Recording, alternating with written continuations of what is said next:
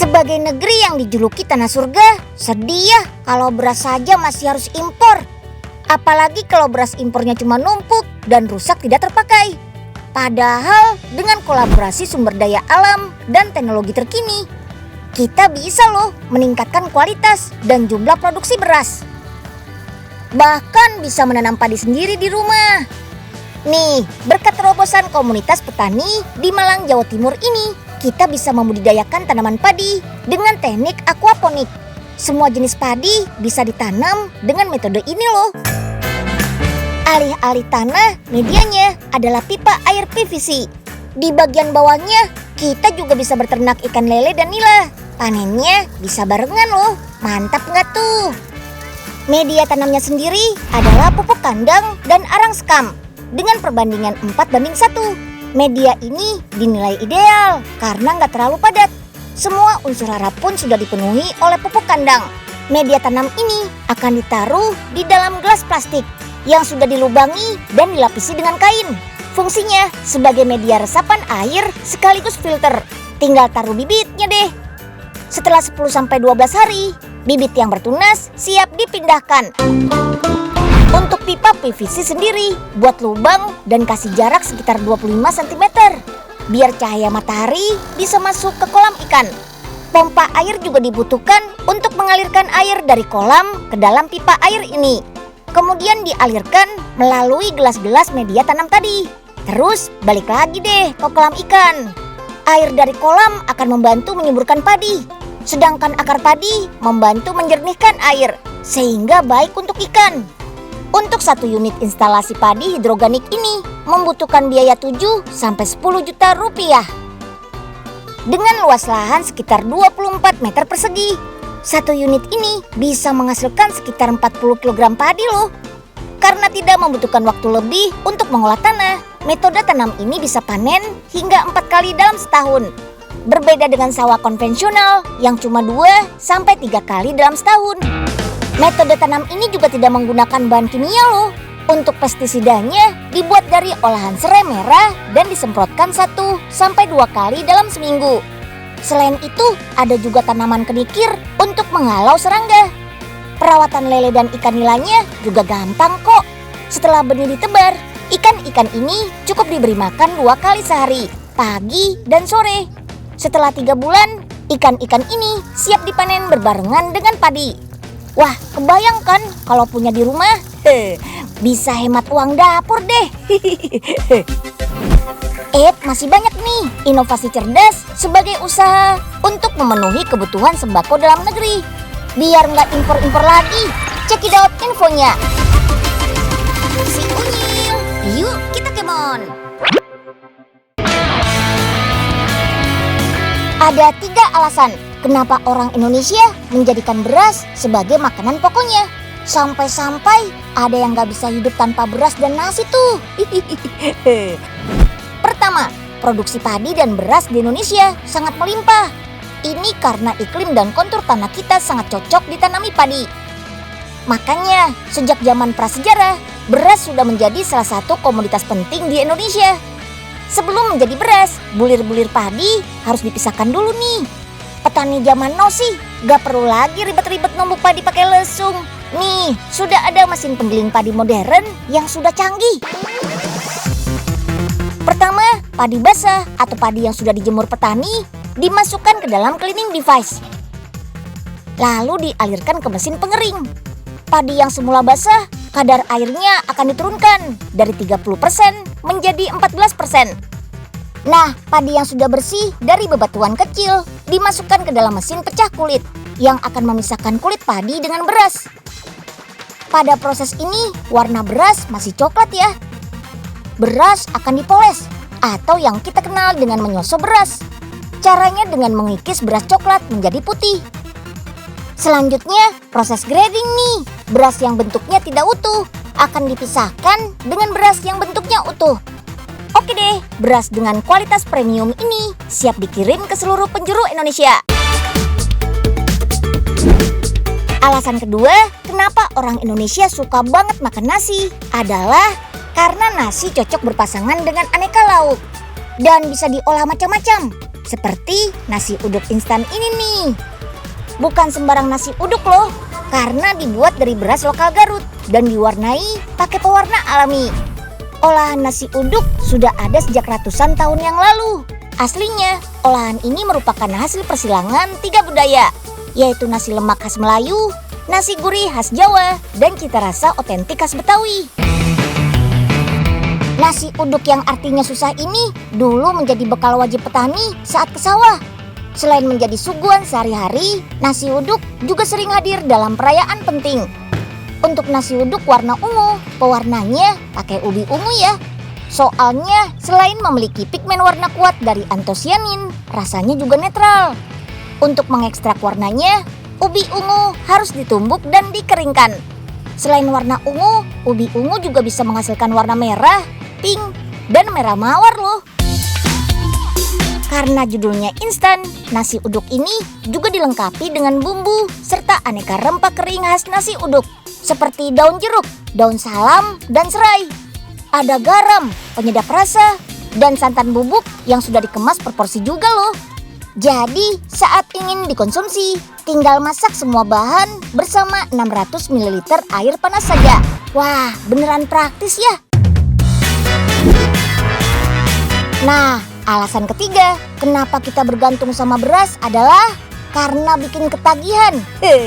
Yap, kandungan indeks glikemik beras yang tinggi ternyata bisa menimbulkan respon ketagihan dalam otak loh. Apalagi kalau berasnya diolah jadi camilan renyah kayak gini. Rasanya manis dan asin. Sekali hap, langsung lumer di mulut. Siapa coba yang bisa nolak? Ini bukan bipang atau jipang ya, tapi rice crackers ala Taiwan. Karena resepnya menggunakan campuran biji-bijian seperti wijen hitam, kacang tanah, atau biji bunga matahari. Beras atau ketan yang akan digunakan harus diolah menjadi millet alias serelia. Dengan menggunakan mesin khusus dan teknologi pemanasan yang tinggi, voila, matang dalam sekejap dengan tekstur yang lebih kering. Baru deh dimasak bersama bumbu, minyak kelapa, dan biji-bijiannya. Snack ringan ini memiliki banyak manfaat untuk kesehatan loh. Mulai dari membantu melancarkan pencernaan hingga memudahkan metabolisme lemak. Mantap! Selain nikmat dimakan langsung, dijadikan sereal dengan tambahan yogurt atau susu juga asik loh. Cobain deh. Yuk kita kemon.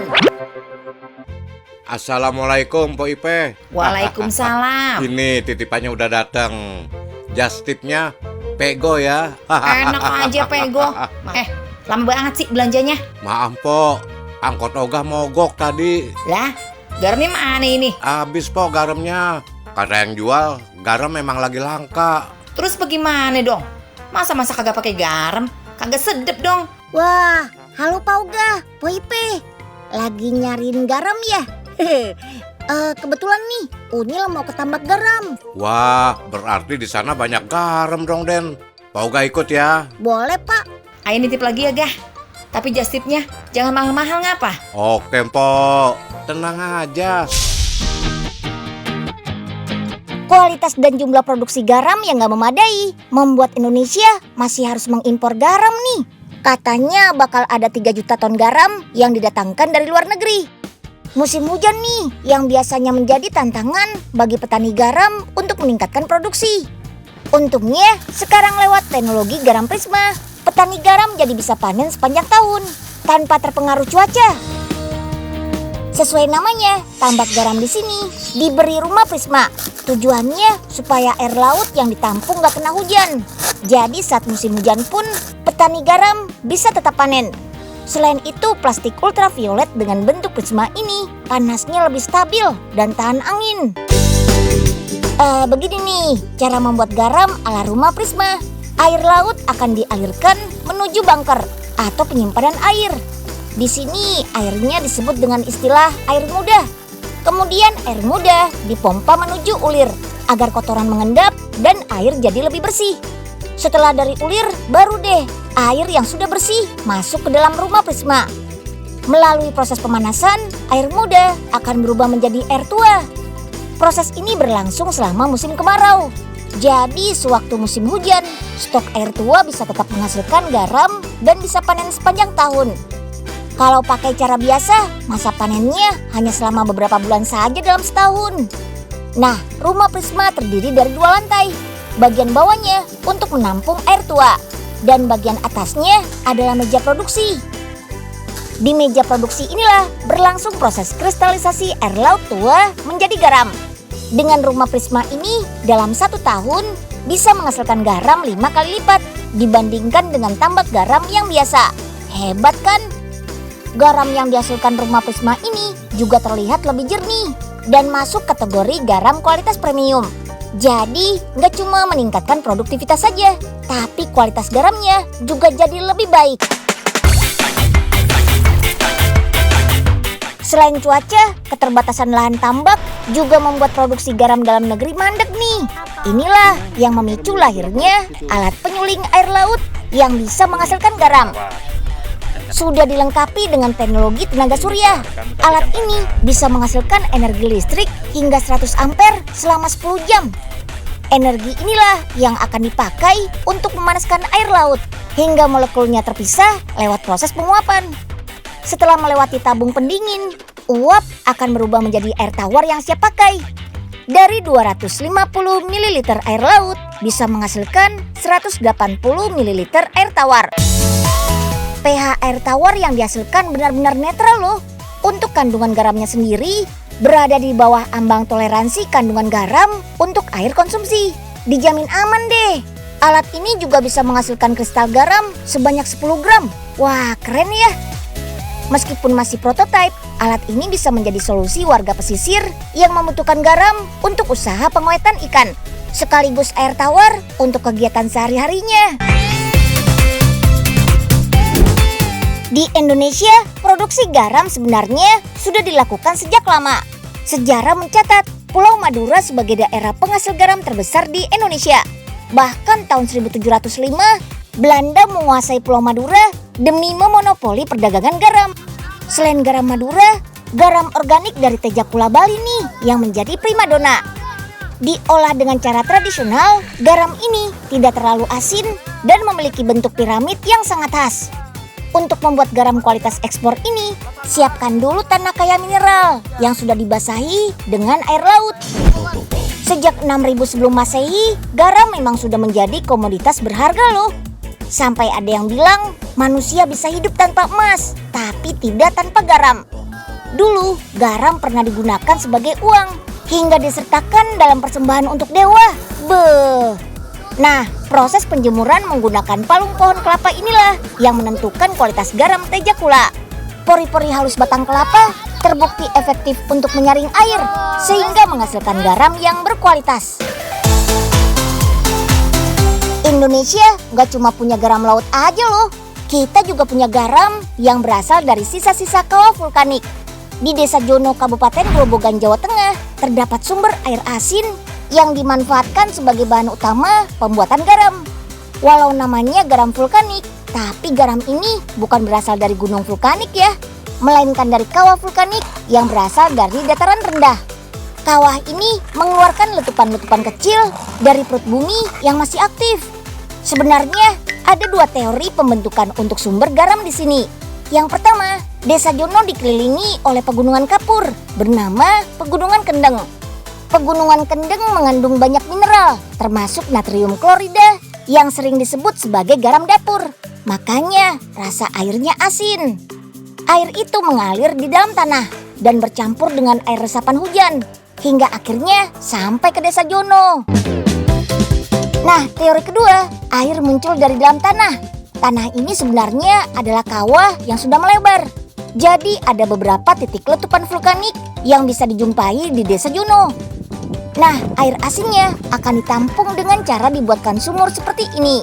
Jadi tidak bakal terbuang sia-sia deh. Air asin lalu dialirkan ke dekat tempat penjemuran.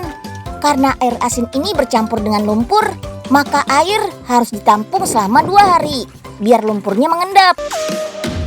Nah, sudah deh, saatnya menjemur air asinnya.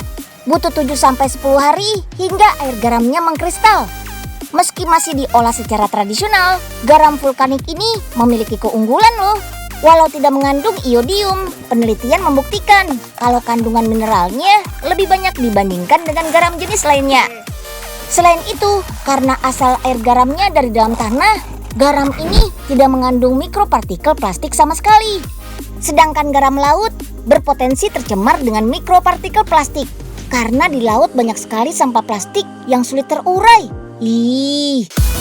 Nah, nggak sekedar sebagai bumbu pelengkap, garam juga bisa diolah jadi bintang utamanya masakan.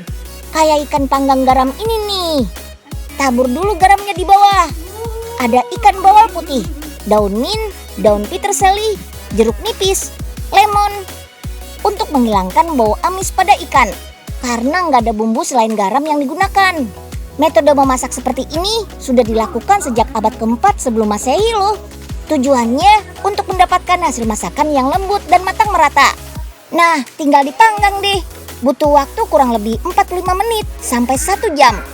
Wuhuu, ikan panggang garamnya sudah jadi. Lapisan garam dan kulit ikannya jangan dimakan ya, kan asin. Yang dimakan bagian dalam ikannya saja. Mantap.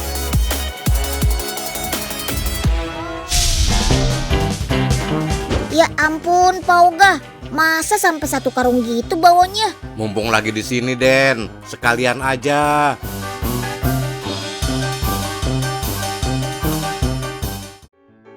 Poipe, nih Oga bawain garamnya. Pucung gabus, banyak amat garamnya, sampai dikarungin begini. Lumayan, Po. Bisa buat stok 3 kali lebaran. Iya sih, cuman kalau makan segini banyak, bisa-bisa ntar air darah tinggi lagi gah. Yuk kita kemon. Baru-baru ini ada 100-an ton jahe impor yang harus dimusnahkan karena sudah terkontaminasi, busuk, dan masih mengandung tanah dari negara asalnya. Aduh, sayang banget kan. Padahal Unyil yakin kualitas jahe dalam negeri nggak kalah kok sama jahe impor. Kalaupun produksinya terkendala ketersediaan lahan, kan sekarang jahe sudah bisa ditanam dengan teknik vertikultur, teknik penanaman secara vertikal atau bertingkat. Jadi pertumbuhan tanaman lebih tertata dan tidak memerlukan lahan yang luas.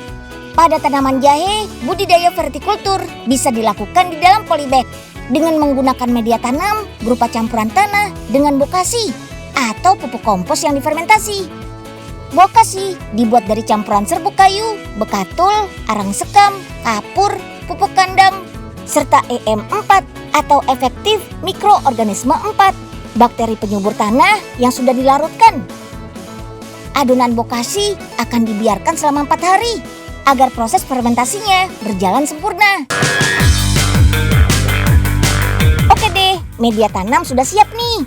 Tinggal tancapkan bibit jahenya. Jahe yang ditanam adalah jahe merah, jenis jahe yang mempunyai aroma paling tajam dan sangat pedas.